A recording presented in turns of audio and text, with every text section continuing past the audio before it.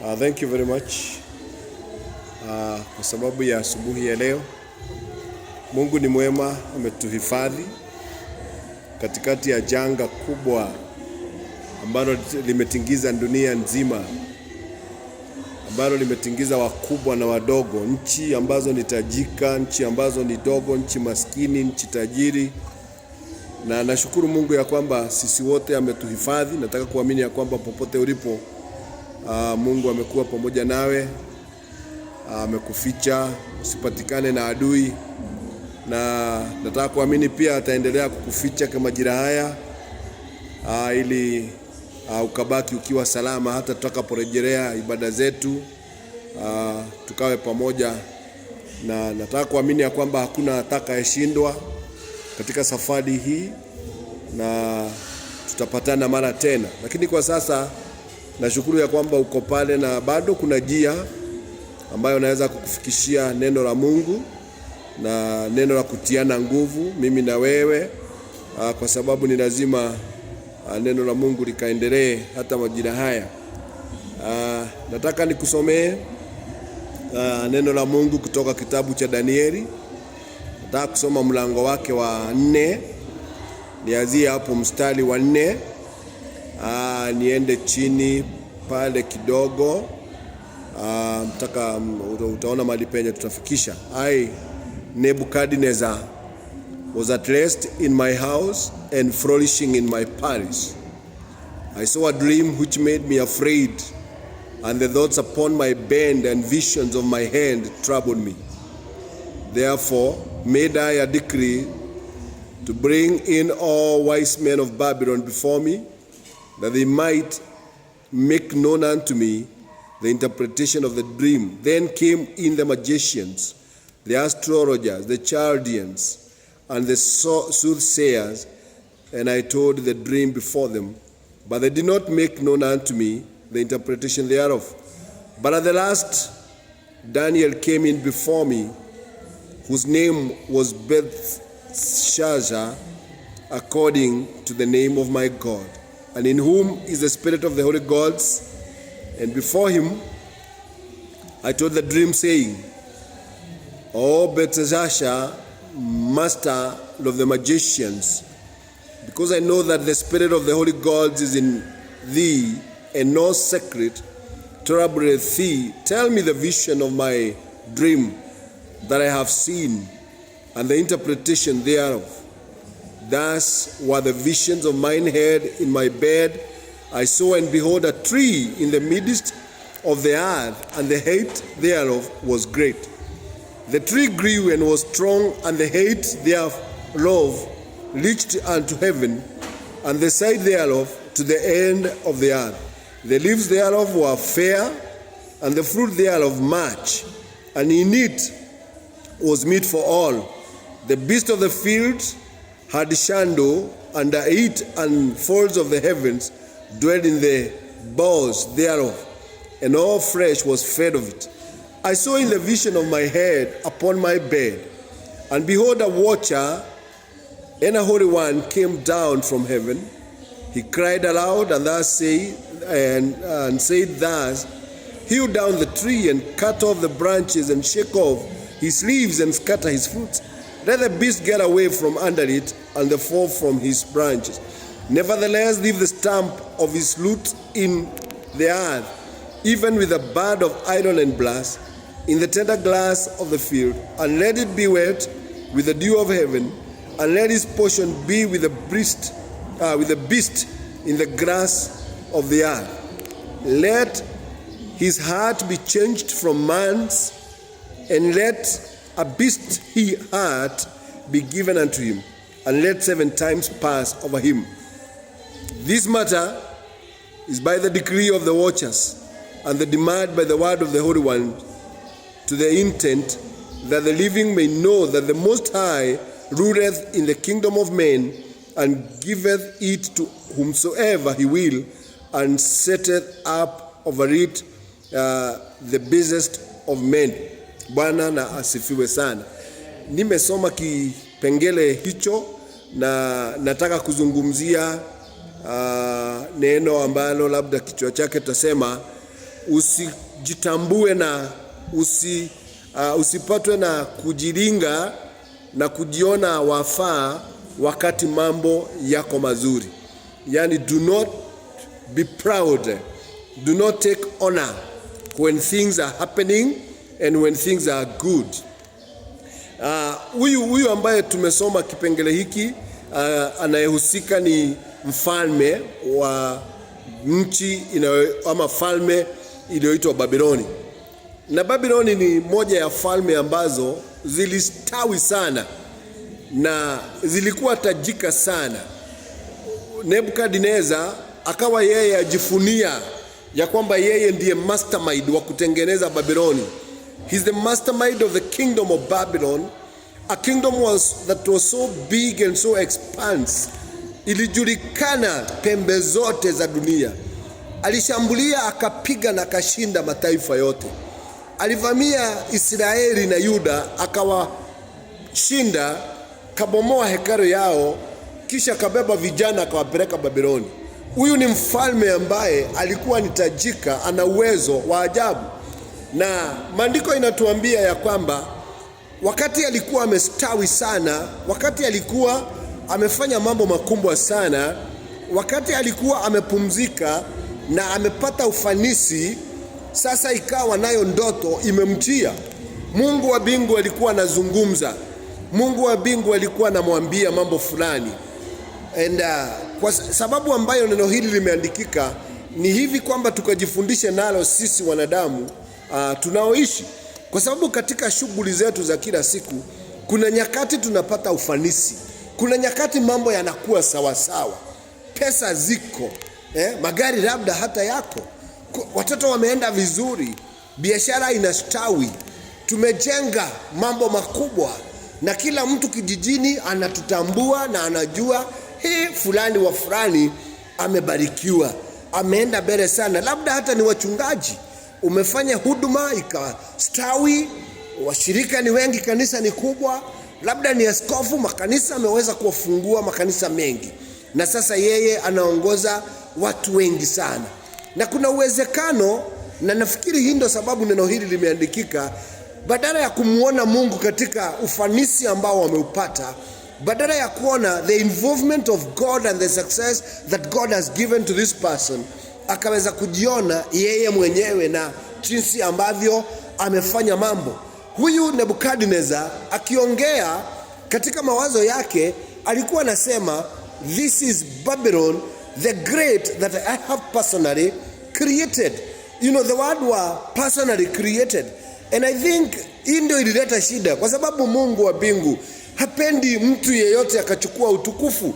Mungu hapendi mtu akasifika kwa sababu ya matendo yoyote, yawe ni ya mwanadamu ama yawe ni ya kiungu. Kwa sababu hata wewe kama mwanadamu, kama ungeweza kuwa umefanikiwa, Mungu naye amekufanikisha.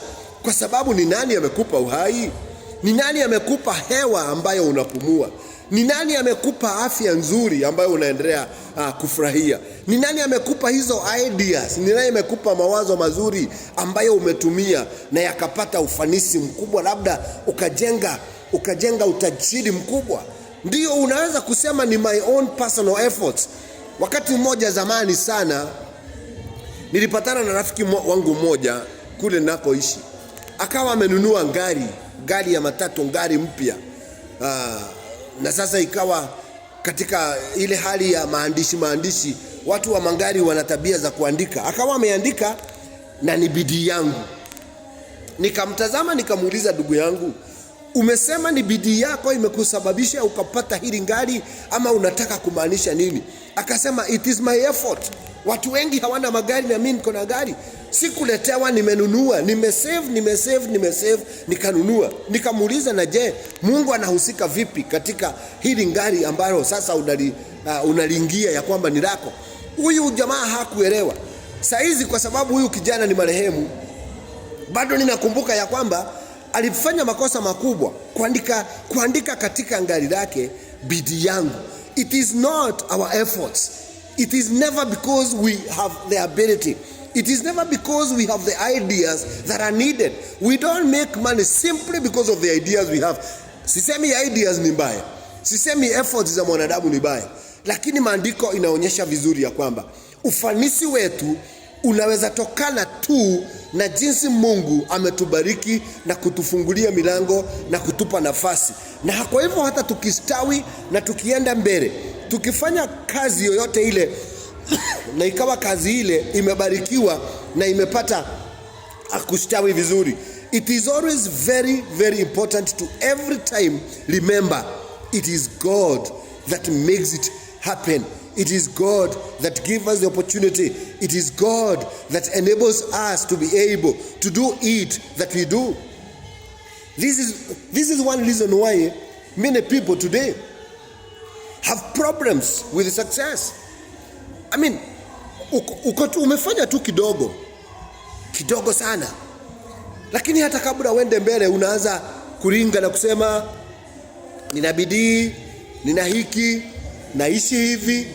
Hata nimeona watu wengine mkikaa nao anachokuambia ni vile anavyoishi, ni kile alichonacho kwake. Kwangu kuna hii, niko na televisheni kubwa, yangu ni 45 inch, niko na magari 10, ninaendesha aina hii, niko na Prado, niko na V8, niko na nini.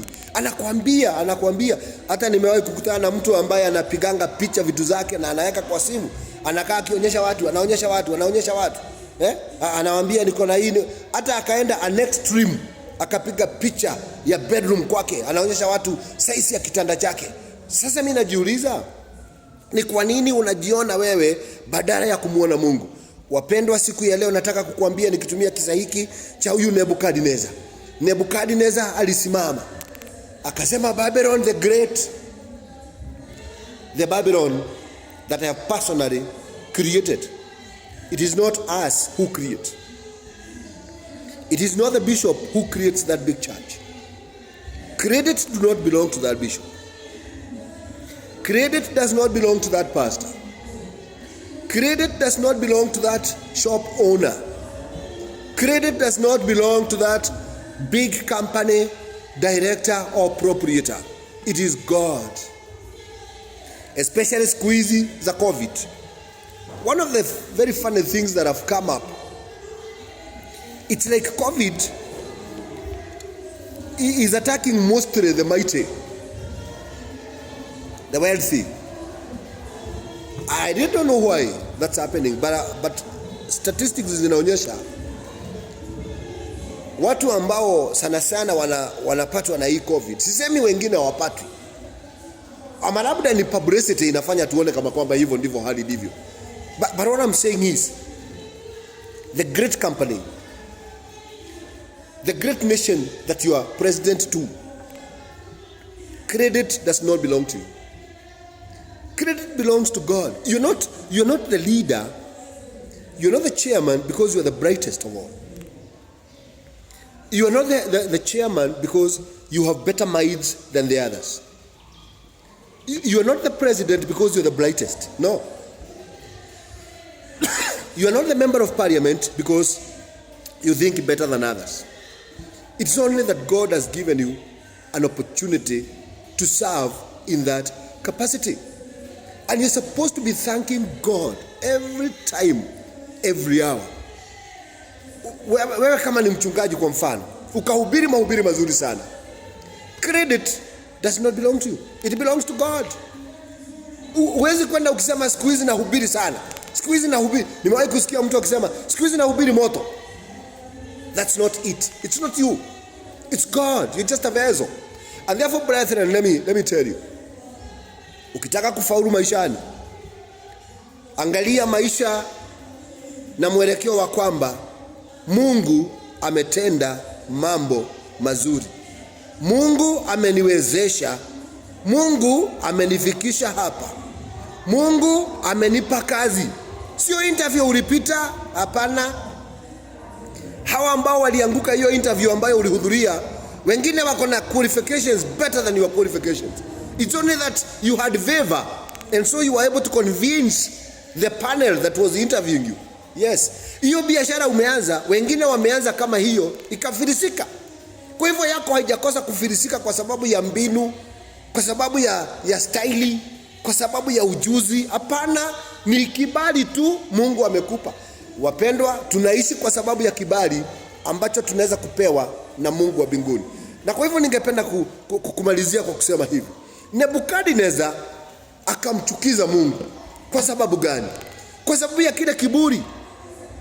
Mimi ndiye nimetengeneza Babeloni. Mimi ndiye nimewezesha ikawa. Ni mbinu zangu za uongozi zimefanya Babeloni ikawa vile ilivyo. Naye Mungu wa mbingu akakasirika akiwa mbinguni. Alifanya nini? Alimuletea ndoto Nebukadneza. Akaona mti mkubwa, na huu mti unafananishwa na ufalme wa Babeli. Mti mkubwa sana, na ni mkubwa kiasi ya kwamba unaonekana pembe za dunia. Mtu akiwa mwisho wa dunia anaona ule mti. Chini ya ule mti wanyama wote wanakaa kule, wanapata kivuli. Ndani ya ule mti kunapatikana chakula cha watu, wanyama na kila mtu. Ndege wa angani wanatenga viota vyao katika ule mti. Lakini sasa ikawa ule mti ndio provision ya kila mtu, kila kitu, kila kiumbe. Na sasa ikawa inafananishwa na ufalme wa Babeli. Katika ufalme wa Babeli kulikuwa na kila kitu. Hakuna kitu hakukuwa. Hakuna kitu kingetafutwa kikosekana. Aina ya divai, aina zote. Asali na maziwa, nyama za kila aina zilikuwa. Kwa hivyo Babeli ilikuwa ni falme ambayo imejengeka na imekuwa imestawi sana. Mungu alipoona ya kwamba Nebukadneza ataka kuitanishwa na Babeli kama kwamba ni yake, yeye ndiye mwanzilishi, yeye ndiye mjenzi, na Mungu haonekani kokote, na hata amefika mahali akasimama mbele ya watu akasema, Babylon the great, the Babylon I have initiated, the Babylon I have personally brought up, the Babylon that I have personally created. Mungu akiwa mbinguni akaudhika. Akatangaza ya kwamba ule mti mkubwa ambao ni Babyloni ukakatwe. Hiyo kingdom ikaletwe chini, ikaangushwe. Na ikiangushwa ikafungwe pale na nyororo. Na ikiwa imefungwa pale na ule mtu umekatwa, sasa kama vile maandiko ukisoma hapo chini utasikia vile ilielezwa vizuri sana ya kwamba sasa Nebukadneza, ngoja nikusomea hapa kuanzia mstari wa 26. And whereas they commanded the leaves, the stump, all the tree roots, thy kingdom shall be sure unto thee. After that thou shalt have known that the heavens do rule. Kidogo hapo hivyo. Nirudi nyuma hapo 25. That they shall drive thee from men, and thy dwelling shall be with the beast of the field. And they shall make thee to eat grass as oxen, and they shall wet thee with the dew of heaven, and 7 times shall pass over thee, till thou know that the Most High ruleth in the kingdom of men, and giveth it to whomsoever he will. Sasa Nebukadneza ametolewa uamuzi ya kwamba yeye atatolewa katikati ya watu, apelekwe kule kichakani, kule nyasini, akaishi na wanyama, akapatwa na umande kule, akale nyasi kama wanyama, na akafanya hivyo miaka 7. Baada ya miaka 7 akarejeshwa katika kiti chake cha ufalme, ili naye aweze kujua na ajue vizuri ya kwamba ni Mungu ambaye hupeana ufalme na hupeana mamlaka, na ni Mungu mwenyewe akiwa mbinguni ambaye hutawala. Ni Mungu ambaye hufanya mambo yakawe. Bwana asifiwe sana. It is God that makes things to be. It's not by our own efforts. It is not by our own ability that things happen. When you know that, hiyo ni kitu moja itakusaidia kuweza kufaulu. Wakati unampatia Mungu credit hata kwa mambo madogo sana. Sasa ndio tunakuja kuelewa vizuri wakati huu wa COVID, ya kwamba hata yale maboma ndogo sana, kupumua hewa hivi na mapua yako ukapumua na ikatosha mwili wako, ati hiyo ni muujiza. Kuna rafiki yangu mmoja alikuwa amepatwa na huu ugonjwa wa COVID, na kwa bahati nzuri Mungu amemsaidia, ameushinda na amerejea nyumbani kutoka kwa ventilator, kutoka kwa ICU. Sasa yeye anajua vizuri ya kwamba Mungu ndiye huwezesha mtu akapumua na akaweza kupata hewa ya kutosha ambayo ni bure. Alipokuwa akipatiwa hiyo hewa, oxygen ambayo anapatiwa sasa kule hospitalini, gharama ya hiyo hewa hawezi amini ni ile bado tunavuta hapa ikiwa free of charge. Huwezi amini. It looks like hizi ni hewa mbili tofauti. Oxygen ya nje na oxygen ya hospitali. Ya hospitali inauzwa, ya huku nje Mungu amepeana bure. So brethren, let me tell you, let us train ourselves to give credit to God. Yeah? Unaweza fikiria mambo ni mepesi sana. Think about it in this fashion. Wale ambao wanapatanga kidney failure. Mtu akipata kidney failure, shida moja ni kwamba hawezi toa mkonjo. Na sasa sisi ambao tuko sawa, ukienda haja tu unaona tu ni kawaida, it's just ordinary, it's not a big deal. Lakini wakati na wale ambao wameshapitia ile hali ya kuwa wana shida za figo zao, wanafanya maombi ya kufunga na kunywa yule mgonjwa wao angalau aweze kutoa mkojo hata kama ni kidogo, kwa sababu hiyo kidogo ikitoka ndio inajulikana figo zake ziko sawa. So what I'm saying is, it is about giving credit to God in every circumstance. It's about thanking God and raising up our hearts every time and telling God thank you. Hata ukikula chakula, kuna watu wako na chakula mezani hawawezi kula, labda wakatombolewe wamekwe na mshipa, hawawezi kula, na wewe unamaliza kagedheri yako sahani moja na una relax na unakunywa maji na uwekwe na daktari. So what I'm saying is, in everything in this life, let us appreciate God. Let us give credit to God. Wakati umeendesha gari yako, wale ambao wanaendesha magari, ukatoka Thika ukaenda Nairobi, ukatoka Nairobi ukaenda Machakos, ukatoka Mombasa ukaenda Nairobi, I'm telling you, ni Mungu tu. Ukifika mwambie Mungu asante, wewe ndiye umeniwezesha kusafiri. Usifikirie ni ujuzi wako wa kuendesha magari. Wale waliouawa katika zile maajali, wao pia ni madriver shupavu. Wale ambao walipatwa na hayo mambo ni watu shupavu. Lakini ni kwa nini wewe ukatomboa? Ni kwa sababu ya Mungu. Kwa hivyo hiyo roho ya Nebukadneza ambayo ilifanya Nebukadneza akakuwa demoted, tuchunge sana isitupate. Na iko sasa na imepata watu wengi. Ikiwapata wanaanza kupata demotion pale.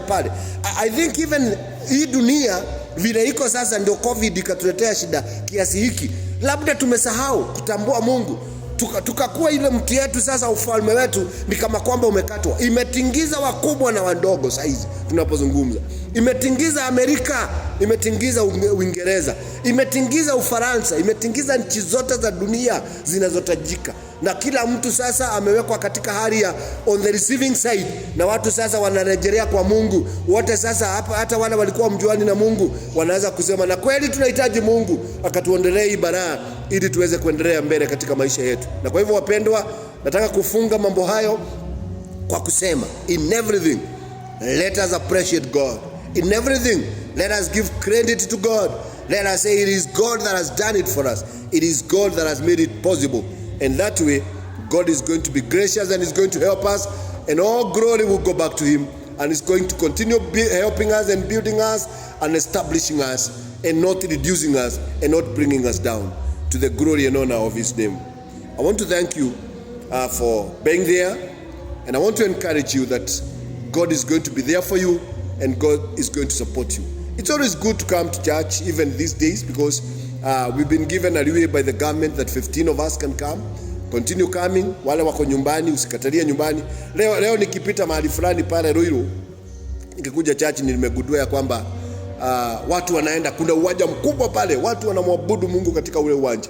Kwa hivyo ile hali ya kuteka advantage ama kuona sasa kanisa zimefungwa nikae nyumbani ni relax, hapana, itakuletea shida. Roho yako itapata baridi. Kaa warm, kaa ukiwa na joto. Hata kwa kanisa, kwa sababu funguo ziko. Si uje ukiwa peke yako na uombe Mungu, hata kama ni Tuesday, hata kama ni Wednesday, hata kama ni Thursday. kwa sababu sasa ukikaa tu utasahau, na usikubali kusahau ya kwamba Mungu yuko na ndiye atatuondolea haya matata ambayo yametupata. And now may God bless you so much. I want us to pray as we conclude to the glory and honor of the name of our God. Father, in Jesus' name I want to thank you. Ni asante kwa sababu hakuna kinachofanyika ila wewe ukawe umehusika. Hakuna ufanisi unapatikana ila ule ambao wewe unapeana. Hakuna establishment yoyote imewahi kuwa, hata kama ni kingdom, kulingana na vile umetuonyesha na hilo funzo la Babiloni ambalo limehusisha huyu Nebukadnezar mfalme wa Babeli. Alifikiria ya kwamba yeye ndiye amejenga Babylon the Great, lakini wewe ukamwonyesha hapana, si wewe, ni mimi nilikustawisha. Na ukamshusha, ukakata ule mti ambao ni Babiloni kubwa, akapelekwa mpaka akakae na wanyama, akashushwa, akaondolewa heshima za kimtu, za kiwanadamu, akapelekwa mpaka kwa wanyama, akaishi kule nao miaka 7 ili aweze kutambua. Mungu, naomba ya kwamba utustawishe, usitushushe, tusaidie kukutambua katika kila hali. Tusaidie kukushukuru na kukubali ya kwamba ni wewe umewezesha mambo yakawe. Tukiwa na afya yetu, credit ni yako. Tukiwa na mali zetu, credit ni yako. Tukiwa na familia, credit yote ni yako, kwa sababu tunajua wengi ambao hawana vitu hivyo vyote ambavyo tulivyo navyo. Na tukiendelea kukushukuru Mungu wetu, nawe uzidi kutuongezea na kutustawisha, kwa sababu wewe ni Mungu mwema. Baba, ni asanti, endelea kutupenda na endelea kututendea mema. Katika jina la Yesu Kristo nimeomba na nimeamini. Amen and amen.